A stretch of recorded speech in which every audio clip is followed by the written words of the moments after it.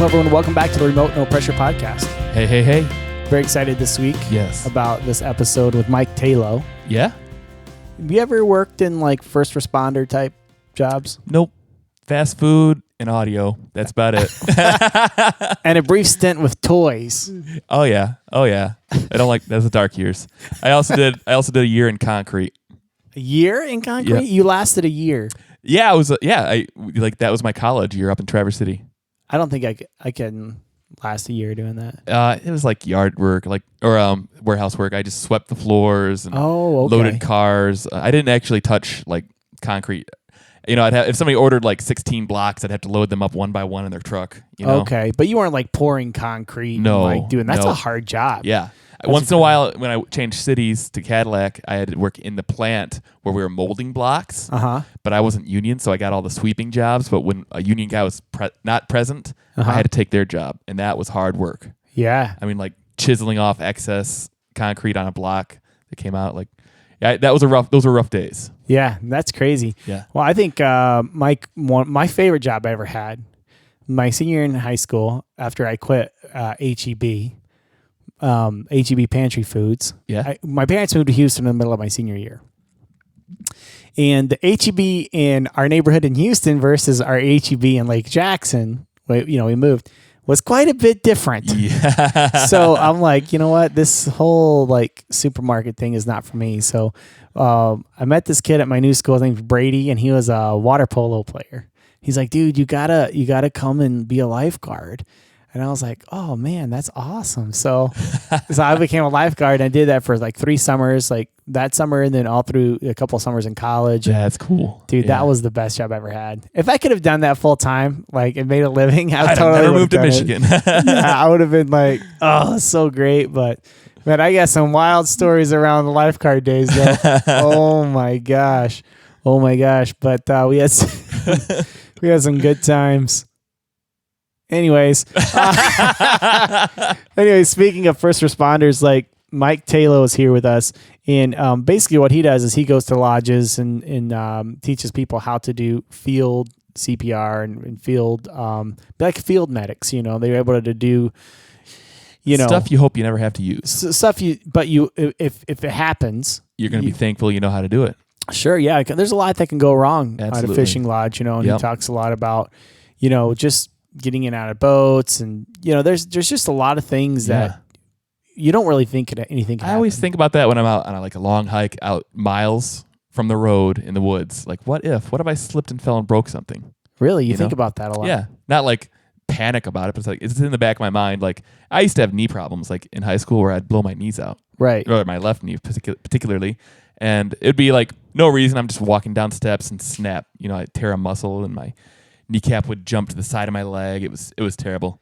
That sounds awful. It was painful. I had 2 surgeries, but it's all about strengthening the muscles so you don't have to have the surgeries. Right. I had flat arches as a kid, so that's why. Oh, sure. I didn't strengthen the muscles on the inside that needed to be strengthened. But yeah, all that being said, I always kind of worried, like, what if I blew a knee out here in the middle of the woods? How would I crawl back to the car multiple miles to my car? Right. My biggest fear when we're out in the woods, even by myself or with friends, is hypothermia. It is. But when we go in the summer, it's not a big thing. Yeah. But we went steelheading in that February with JP Murphy. Yeah.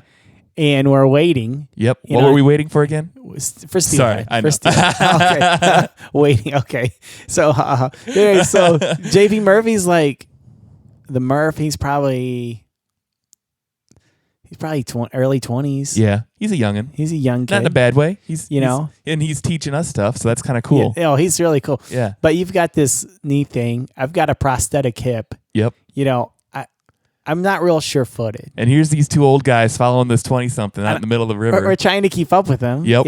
I mean, I'm not like horrible, but I'm just not real fast. I'm very calculated. Yeah. Because I just can't move. We don't have the mobility or flexibility a lot of people do. And I don't have my river legs, so I'm kind of clumsy in the water. Yeah. I always, especially like in February and March when I haven't been wading through the winter time a lot, that first time out, I'm always a little like freaked out. Yeah. And then, so we were trouncing through that river. It was cold that day. It was. I remember my glove fell in the water, pulled it out, it was frozen. It's like not typical Michigan weather. I guess the last few years it has been typical, but like, yeah, I don't remember 20s in April, you know? That's weird. Yeah. But I've always been paranoid about hypothermia. Yeah. And I'm not growing up in the cold. It's like when my wife goes to Texas, she thinks there's snakes everywhere. Like an alligator is going to eat fire ants and rattlesnakes. Yeah, and it's like, yeah, they're there, but and it's like up here, hypothermia, yeah, it can happen, but don't be an idiot. Yeah. I think hiking or waiting, really far from the car in the middle of there was probably not a smart idea. Maybe not the wisest thing to do, right? Yeah. Yeah. Or the time Accountant Phil fell in the water and I overreacted. I'm like, oh my gosh, it's getting warm. He's like, all right, Jeff, relax, but that's like I don't know. I think hypothermia in Michigan, even in the summertime on the big lake. Yeah. There's people way up north that. Yeah. Lake Superior never gets over 60 degrees. Well, that's why in that Edmund Fitzgerald song. Yep. It says Lake Superior never gives up its dead. That's why it's so cold. Yeah. So it's a different dangers up here. That's right. But either way, no matter where you are, there's going to be some dangers when you're out. And it's really cool what Mike's done. What's the scariest thing you've ever experienced out in the outdoors? I don't have really too many scary stories. It's just that nervousness of, being, hopefully I don't break nothing, being careful, being sure-footed. Right. When I'm out camping alone, sometimes like the noises at night will kind of freak you out, like a bear. Right. We always hear a lot of coyotes when we're out there. Mm-hmm. I thought I heard a wolf last time I went out. I told you I almost ran over a wolf the other day. Yeah. Yeah. That's crazy. They're rare here in the Lower Peninsula. They are. Yeah. Okay. It's snowing. Okay, and it's snowing pretty hard. So this wasn't the other day? No, it was like a month ago. Well, it could have been the other day. Yeah, it could have been. We got like 6 inches last Sunday. Yeah. No, but I was up in Gaylord, Michigan. It was cold. And I'm coming back, and it's a 2-track road. Yeah. Not a 2-track, but 2-lane. And I'm driving our little fuel-efficient eco car. It gets like 42 miles a gallon. Yep. Because whatever. And so I'm driving. I missed my 4-wheel drive really bad. And the whole time I'm thinking I should have 4-wheel drive. So I'm driving, and I'm like, you ever have a deer run out in front of your car and there's like nothing you can do? And you're just like, oh no. Yep. Okay, so out of the left side of my eye, I see Dogman.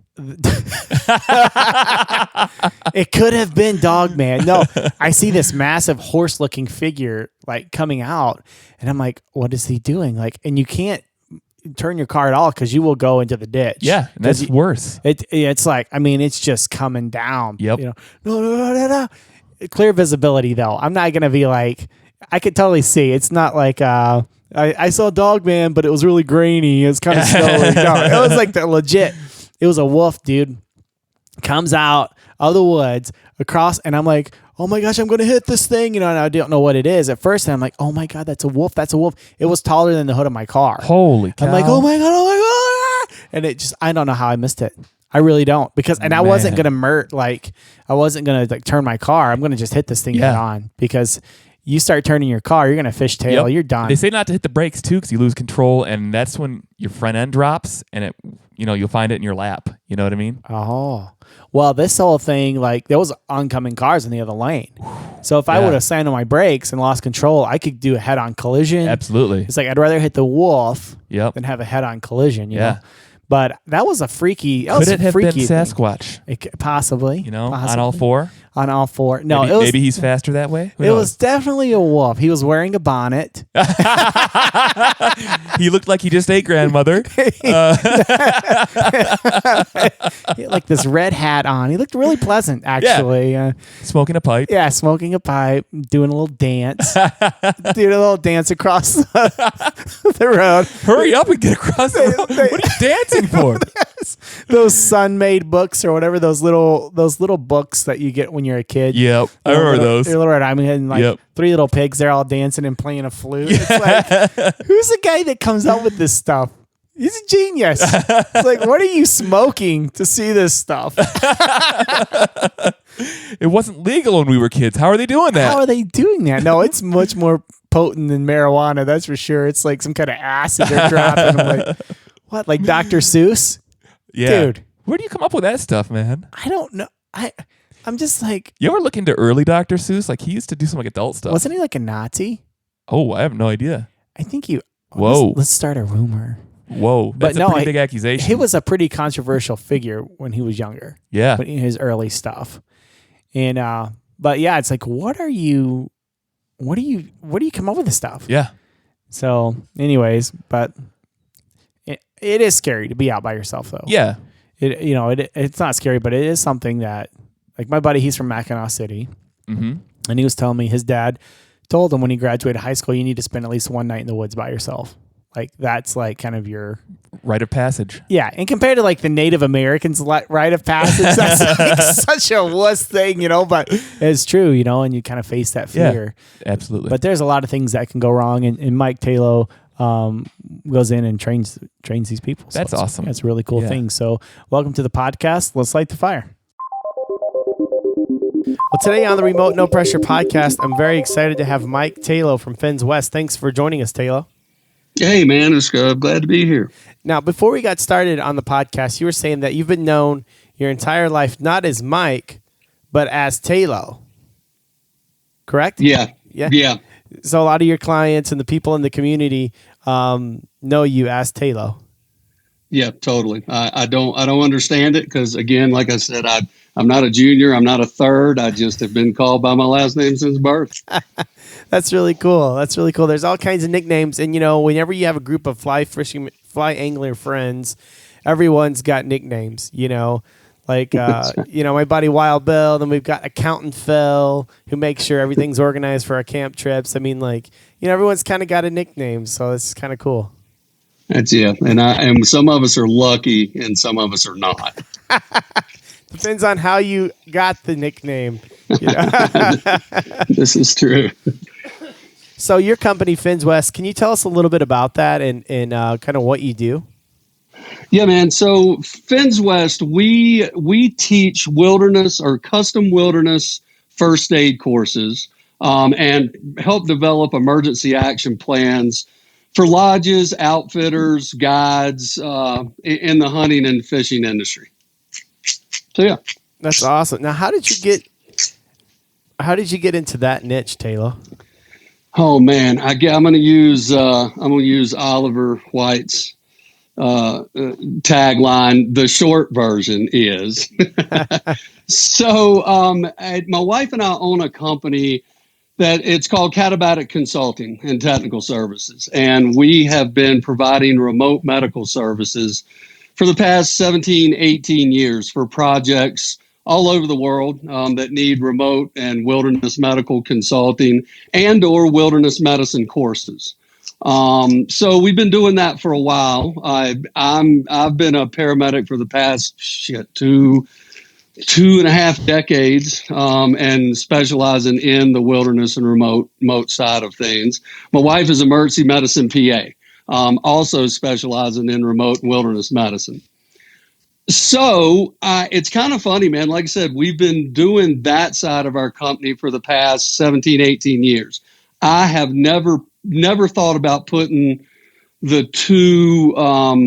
our two professions together, i.e. a fly fishing guide with the medical stuff.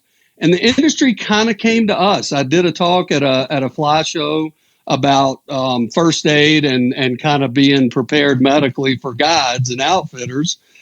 A dude rolled up, said he owned a lodge up in Alaska, said, could we come up and do it? And man, a light bulb blew up in my head. And there you go.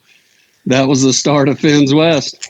Wow, that's really awesome. Now, you said that you specialize in wilderness. I mean, is that something that you just developed over time, or is there like certain classes that give you that special, or credentials like specialization or studies to give you that credential for wilderness, or is that something that you've just developed with all of your experience? Well, yeah, yes and no. There is a specialty and that medical folks can go into, but what am I trying to say? The job market for that is not very big. So it's think about ski patrol, search and rescue, expedition medicine stuff. So it's sort of, it started out more as a hobby for medical people, but then it sort of became, you can steer your career towards that. But, I was a guide before, a climbing guide before before a fly fishing guide and a raft guide and also a paramedic. So they just kind of went together, kind of learning how to do medicine off the grid without all the resources. So yeah, that's kind of how that came to be.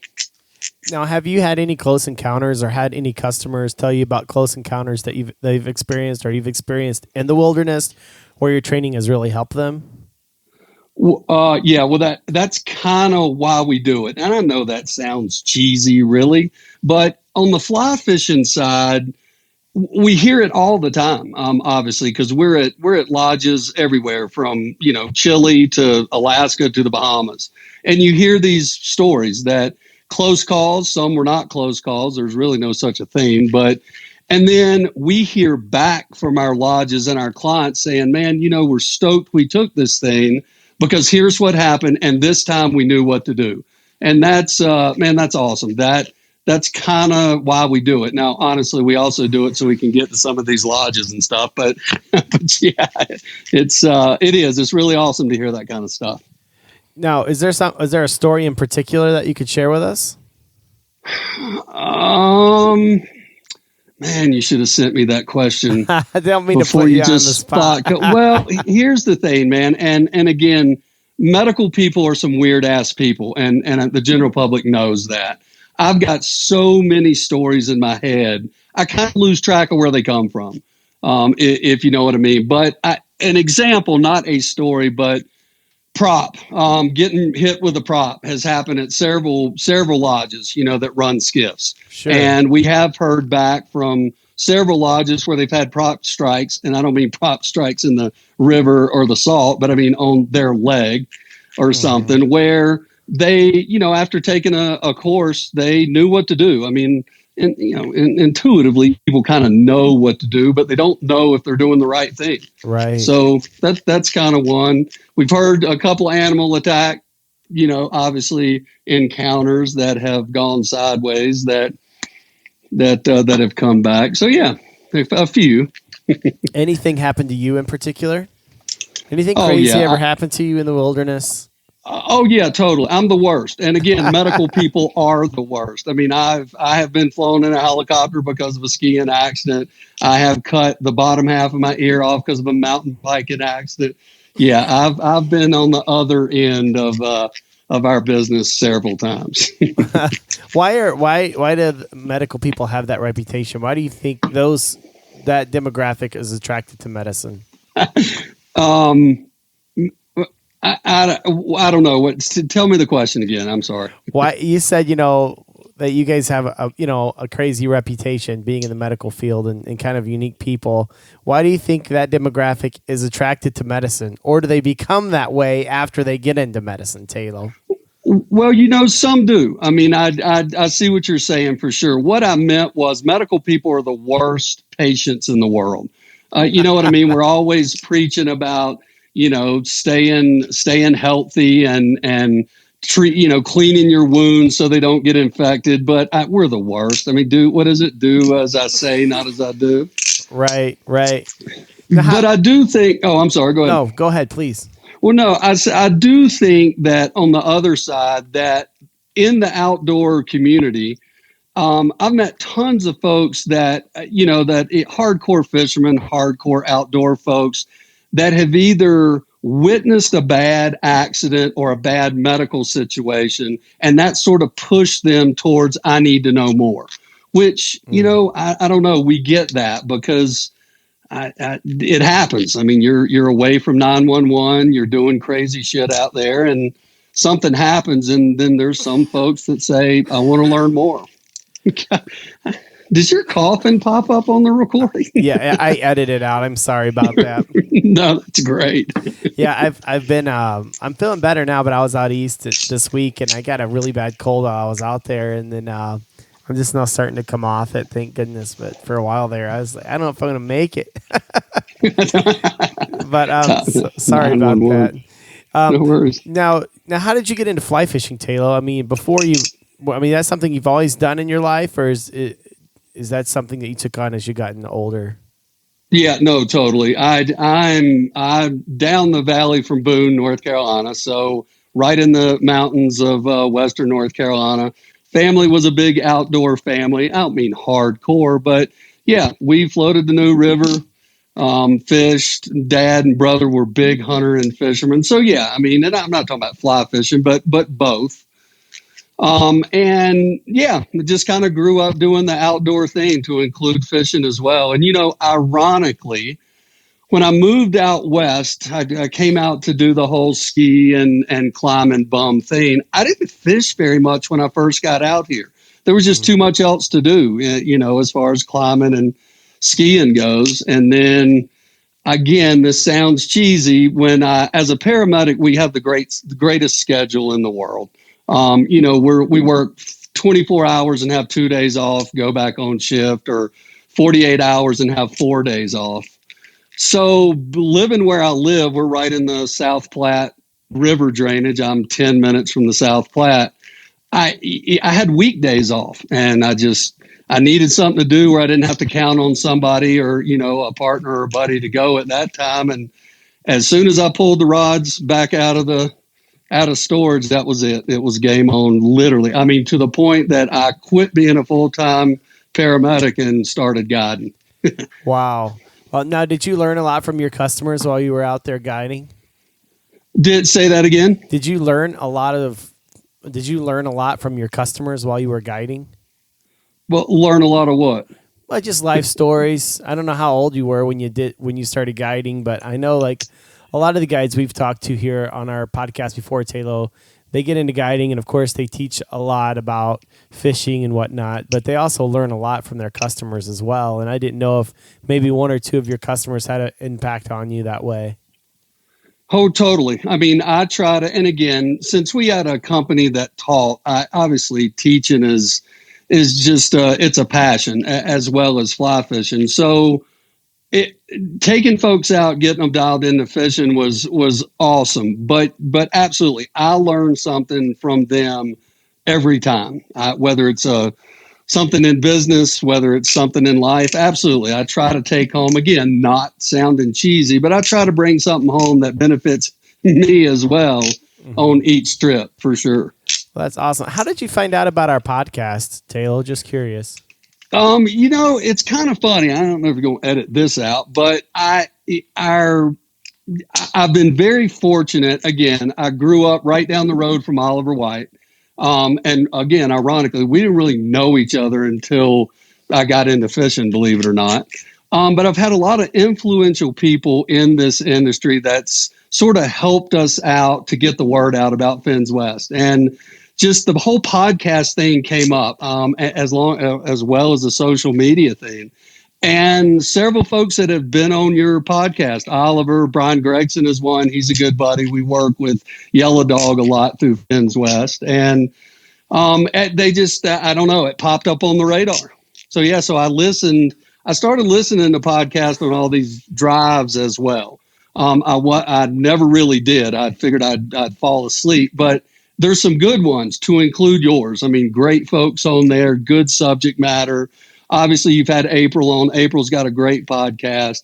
So it sort of came up on the radar. I've done a couple, written a couple of articles, but podcasts just seem like a really cool way to just sit and chill and get information out and talk to good people. So yeah, you popped on the radar for sure as one of the good ones. Well, I appreciate that. Yeah, Brian Gregson and Oliver White, they're both great guys. And, I just really admire Brian's work as a photographer. It's just unbelievable the path that he's carved. And, you talked about how you're a paramedic. Like, I know so many paramedics that hate their job, and they're sitting, just working those crazy shifts, and it's a very stressful job. I know the burnout rate's really high for paramedics, but you have created this business, and you've carved out your own way. And that's one of the things that we really love to talk to people about is, making your own way and creating who you are. And it sounds like you really fit. You found your voice. You found what you're supposed to be doing. Now, with the helicopter stuff, can you tell us a little bit about that and how that works? Do you do helicopter safety or because we got some pictures of you with some helicopters and whatnot. Can you tell us how you utilize those? Well, just take a minute from the podcast just to talk to you guys about our sponsors. We're very thankful for them. Yes, we are. one of the ones I like to talk about is, we talk a lot about sustainability. Talk about our environment. It's all important to all of us. Yeah, it is. I enjoy fishing. I do too. I enjoy everything outdoors. We like Not hiking. everything. I don't like everything outdoors. Speaking of sustainability, remember that one campsite where we had a bucket, the toilet that someone left out there? Yeah. And we were all like, don't break the seal. 2 miles in the woods. 2 miles in the woods. Someone took a 5-gallon bucket. 5-gallon bucket. Put sand in it. Put sand in it and put a tube so it's comfortable to sit. But yeah, that's just laziness because people are scared to go take a dump out in the woods. Yeah. Like that's just you gotta do it. You gotta do what you gotta do. No one likes doing that. Anyways, sustainability is important. Back on track. Sustainability is important. We don't want to pollute the water, the streams, the forest. We should really take care of what we have. And one of the things that I'm really passionate about is Deli Fresh Design and their brand, because they are focused on sustainability. That's awesome. Yeah, he makes, and we talk about it every week, but a lot of his products are made out of recycled materials that would end up in a landfill. Yep. I've gotten a hole in my waders before, my rubber waders. Did you throw them away? And I've thrown them away. Oh. And it's like, what are you going to do with them? That's right. But Ross White over at Deli Fresh Design is doing an awesome thing, taking these materials that would normally go into a landfill and putting them to use and making unbelievable, unique fly fishing gear. That's great. It is awesome. Yeah. So also, Ross, thank you very much. We really appreciate you sponsoring our show. Yeah. Coffee. One of my favorite things. Why is that? I don't know exactly what it is about it. It makes you feel good. It wakes you up in the morning. It smells good. It's just something about coffee. It's the first thing I want when I wake up. When you're out in the middle of the woods and somebody's got that campfire roaring and they got some like cowboy coffee on or a percolator on, percolator. I never know how to say that right. If they got coffee brewing, that's like one of the happiest feelings in the world. You crawl out of your hammock or your tent and like there's some coffee. Like life is good. You know what's so funny? And I'm going to just talk about this right now because for some reason, we go to trout camp spring and fall. Yep. And that Saturday, the first morning, yeah, everyone seems to stay in bed until Jeff gets up and gets the fire going. Well, you got up pretty early last time. Yeah. You got up before sunrise, but I got up with you then. Yeah. And we made some instant coffee, if you remember. Yes, I do. I like that. But one of our sponsors, Sandhill Coffee, is doing an amazing job. He's a fly angler. Yeah. He appreciates coffee. Keeping it in the family, right? Yeah. He makes amazing coffee, does a great job. And I personally like his new Papua New Guinea blend. I don't know if it's available yet, but if it is, you need to go try some. The Chasky's amazing. Yep. The Big Lakes. Big Lake. That's your thing. Yeah. Isn't it? I love the dark roast. The dark roast is good. I make it. I do the whole thing. I measure it. I do the brain stuff. Yep. For me, it's too early to brain. Yeah. I should do that at night. But then you don't want to grind the coffee and let it get stale. I don't know. That's my big thing. You don't want to grind at night. Yep. That's me though. I don't know. You can't boil the water at night. You know what I mean? It's just And I don't know if maybe we should have Phil on here to say, Phil Wingo, the owner of Sandhill Coffee, not accountant Phil, but Phil Wingo, and say, hey, if I grind this thing at night, how stale will it get between night and the morning time? Yeah, we need the science. Phil. We need the science. Help us. But anyways, either way, you can get some awesome coffee if you go to sandhillcoffee.com, and Phil's offering our listeners a 20% discount on your first order. That is awesome. It is awesome with the promo code OUTSIDE19. Again, outside 19 for 20% off your first order. So go to sandhillcoffee.com and check it out. Let's get back to the podcast. We got some pictures of you with some helicopters and whatnot. Can you tell us how you utilize those? Well, cool. So I think the pictures and the stuff that you're seeing is my guide gig in the winters. So I guide for Lakutaia Heli Fishing down on Cape Horn in Chile during the winter months here. So maybe that's where those heli pictures came up. But I did fly as a flight medic as well, and obviously working in mountain rescue and then in Antarctica, which I don't know, we hadn't really talked about. Yeah, I've flown a bunch in roto wing. So it's just a natural progression when we do our courses, not necessarily for the fly fishing industry, but for other organizations that may have access to helicopters, that, yeah, we do roto wing safety, how to interact with a crew that comes in for a rescue. And then, believe it or not, at some of the lodges and outfitters, their primary mode of transportation for rescue is a helicopter. So we do incorporate that into our courses. Again, how to work around them, how to communicate with them, how to get a landing zone dialed in if they're coming in. But most of these lodges already have an LZ because birds come in if something bad were to happen because they're remote. So yeah, there's the heli deal. That's really cool. So you guide in Chile every year. How long have you been doing that, Tayloe? This was the fourth season. So no, this is a pretty recent thing that popped up here. Yeah, fourth season this past year. If you don't mind me asking, Tayloe, and feel free to say no to the question, but how old are you? Yeah, I'm 50. Yeah, I don't give a shit. You're 50 years old, and yeah, man. Of all, of your life here, what are those things that you've learned from fly fishing? I mean, what are some of those things that you've learned from fly fishing, or some of the things that you like to accomplish when you go fly fishing?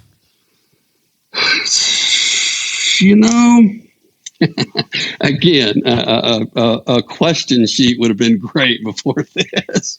But no, I think, and again, man, we hear this, and believe it or not, my good friends that have been on your show, they say the same thing because it's universal.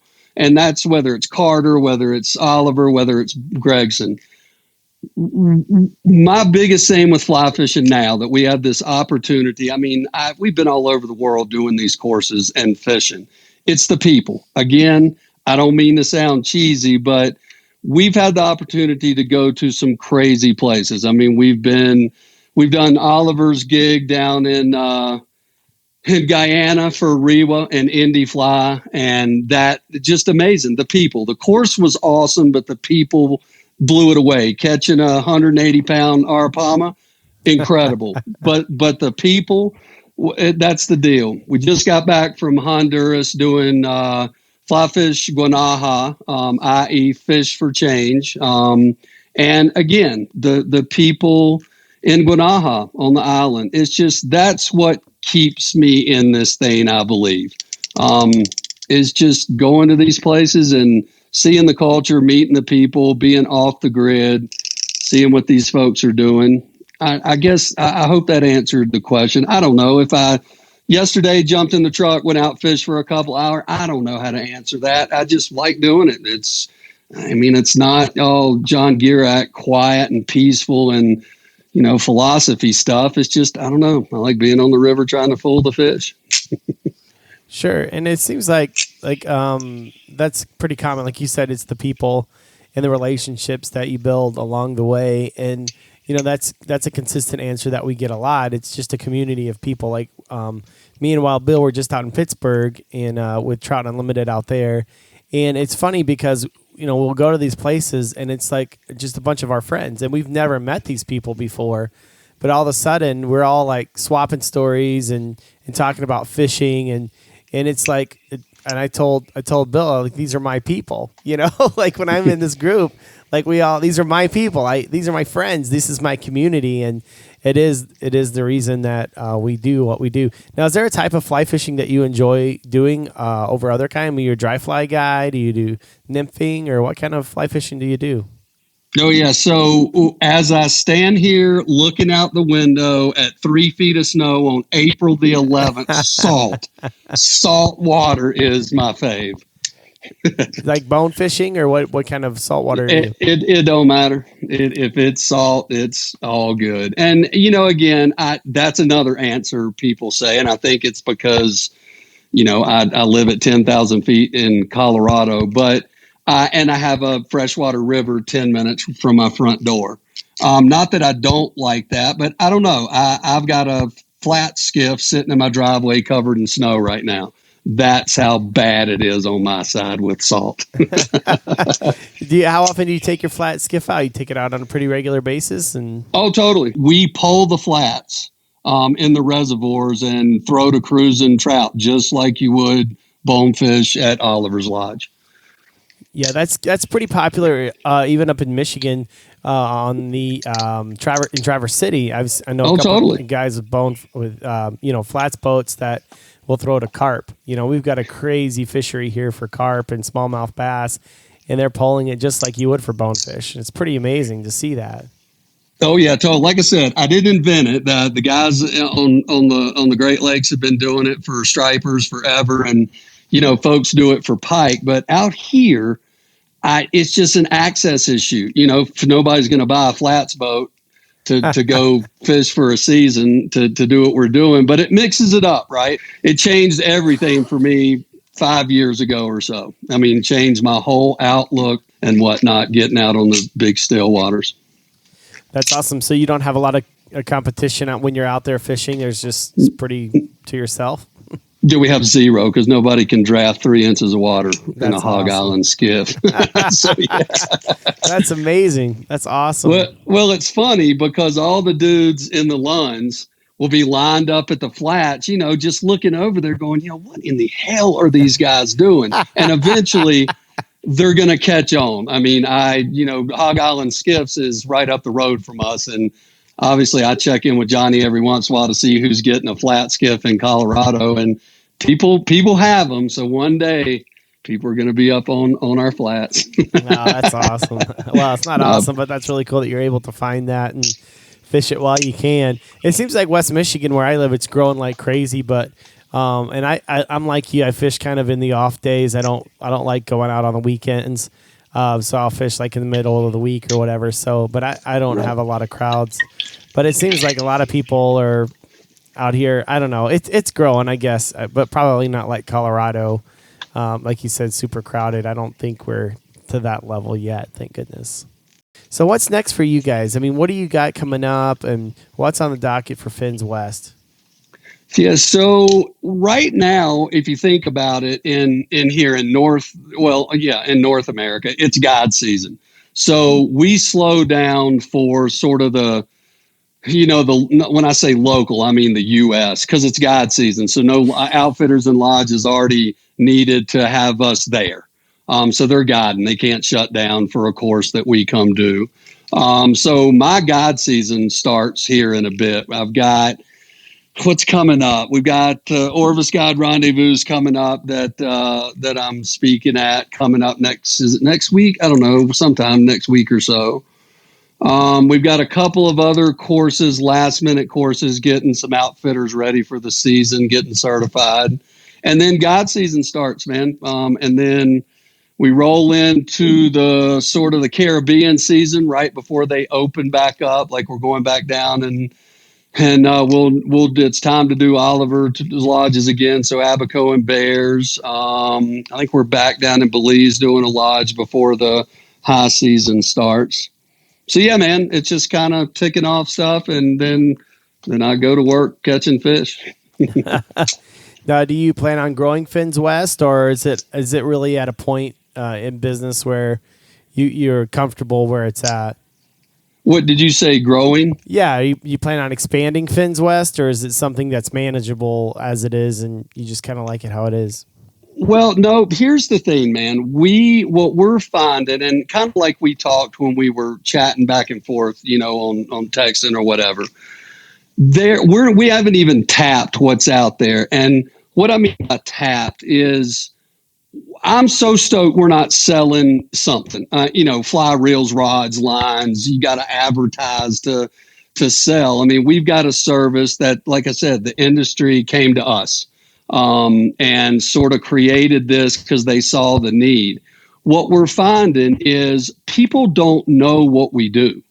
And once they do, I mean, it's 100% across the board. Once a lodge or an outfitter understands what we do, then boom, we're booked. I mean, that's how it goes.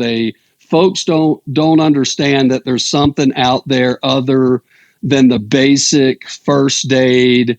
I'm not the standard first aid courses, right? And standard first aid courses just don't work for our industry. There is no quick 911 response for the majority of where we work and play. So once they see, what we do and that we're medical folks, we're educators, and we're guides, we're in there. So I know there is plenty of room for expansion. Expansion meaning, to do to get more people on board to go do courses. And for Fins West, it's our instructors they're all guides.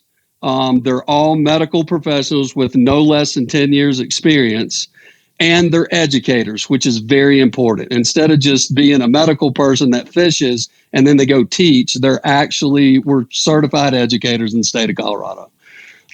They're hard to find, brother. You know, a paramedic or an RN that's a guide that can teach. So we have had to put some people on board, just because we're getting doubled up during our busy season.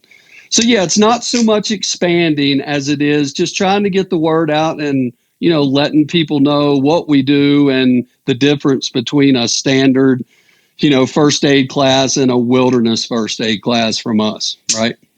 Well, that's really awesome. Well, if someone wanted to contact you and learn more information, what would they need to do, Tayloe? Yeah, man, pretty straightforward. Finswest.com, and it's two N's. So FINNSWEST.com, and it's got our courses, and you can shoot us an email. We don't have open courses. We did that for years and years with our other company. These are contract courses. So a lodge, wants to do a course, they can give us a holler, and we'll look at their schedule and we work with them. That's sort of what also differentiates us from other wilderness medicine schools, because there are some others out there, and there's some great ones. We've taught for some of the best, right? But they're not dedicated to hunting and angling and have the background. But we're able to work with lodges. Though, those guys, we multiple times when we go to Alaska, we'll do a day of the course, and then we'll go out and help set up a soft tent. If it's a camp tent in Alaska, we'll go scout with the guides, and then we'll come back and we'll knock something out at nighttime. So that's sort of the other cool thing, is we'll work with lodges to get it done because we understand their schedule. Well, that's really awesome. Well, we'll put those links up on our podcast notes, and thank you very much for taking some time with us, Tayloe. Hey, no worries, man. It's all good. And look, can we just talk freely now, even though you're recording? Sure. Yeah. Hey, so check this out. Obviously, I don't know. Obviously, you're going to put this out there. One thing that I think would be cool to tell your listeners on your podcast, Jeff, is the difference between a standard course and a wilderness course. You know what I mean? Just so they understand not what we're doing, but just maybe what they have, that there's something else out there that they could look into, whether it's us or not. What do you think about that? That'd be great. Yeah. Cool. Yeah. I don't know how you tee that up. Can you tell us kind of the different? Can you tell us right now? I'm recording still. Can you tell us the difference between like a standard course and a wilderness course? Yeah, man. So your standard first aid courses, and I'm not going to name any names, but we all know them. They're the standard, 1 or 2 day courses by the big companies. These courses are designed for quick 911 or quick emergency response. And look, they're great courses for what they are. They're awesome. But they're based on dial 911, take care of the injury or the medical problem until, medical professionals arrive. We don't have that in this industry. So a wilderness course sort of bases the whole curriculum and the way of thinking that there's going to be a delayed response. You've got limited resources out there, and also the environment. These standard courses don't get too deep into the hypothermias, the hyperthermias, lightning, that kind of stuff, where wilderness medicine does, because that's what we see out there. And then again, these courses focus on critical thinking. That, you've got a client, this happens in the boat, this happens, 5 miles down the river on a 3-day trip. What are your decision process when something goes wrong? So yeah, that kind of is the difference between a standard and a wilderness first aid course. I mean, nothing whiz bang. I mean, we don't teach to cut a hole in the throat and put a straw in it. It's none of that. It's evidence-based medicine. It's not like use lemongrass to stop bleeding. It's Western evidence-based medicine, but put into a context of delayed response and limited resources and how to deal with it, in the backcountry. Yeah, that's awesome. I would have never known the difference had you not explained it to me. So I appreciate you doing that. And that's the thing that your company specializes in, correct? Yeah, that's it. I mean, now granted, with that being said, obviously, evidence-based medicine's evidence-based medicine. The way to stop a severe bleed in downtown Denver is really no different than, the middle of the Bob Marshall. However, once you do it, you've now got another, 1, 2, 3 days to make a decision. That kind of stuff is not taught in a traditional class. So yeah, man, we focus on delayed response. And to clarify, again, I don't mean on an island in the middle of the Seychelles necessarily. You could go to a parking lot at a fishery and walk in 40 minutes to fish.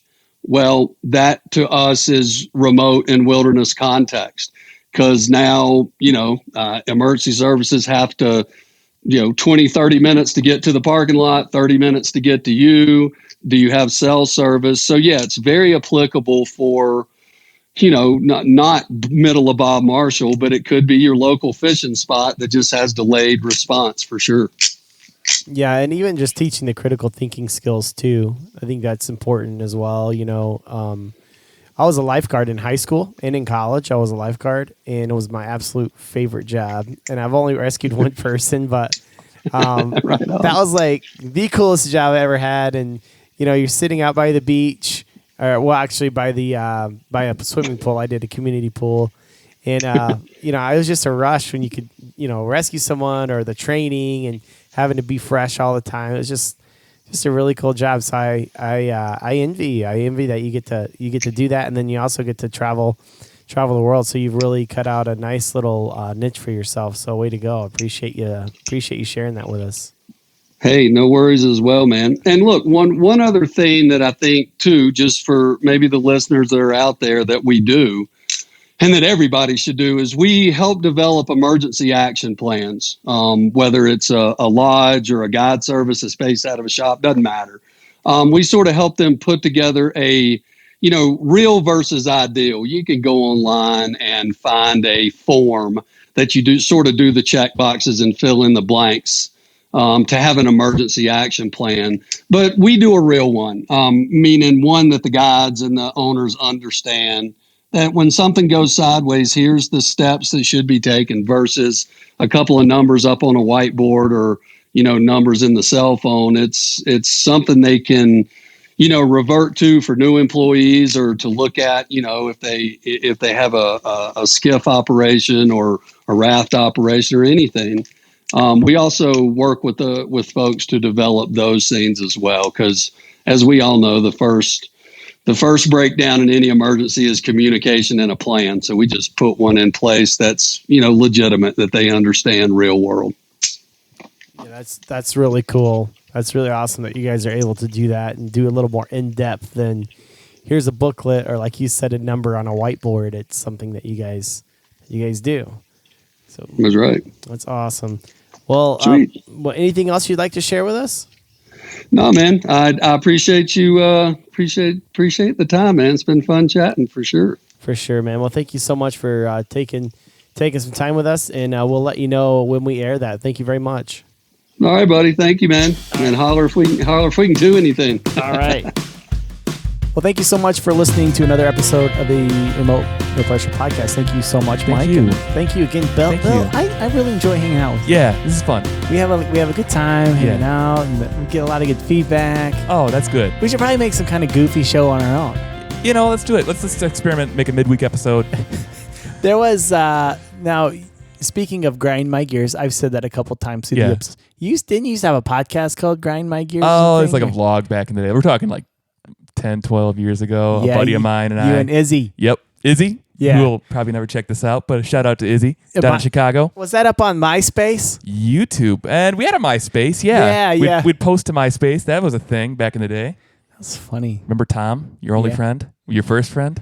He's still my only friend. Oh. Do you still have a MySpace? I deleted mine. I don't know. I have no idea. Do you still have a Zynga? Do you remember Zynga? No. Oh. No. I'm not familiar with Zynga. That was another social media back in the day. Really? Like, man, 2004. What? Wow. 4? We're going way back in time there. Well, thanks you guys for listening to another episode of the Remote No Pressure Podcast. And until next time, go fishing.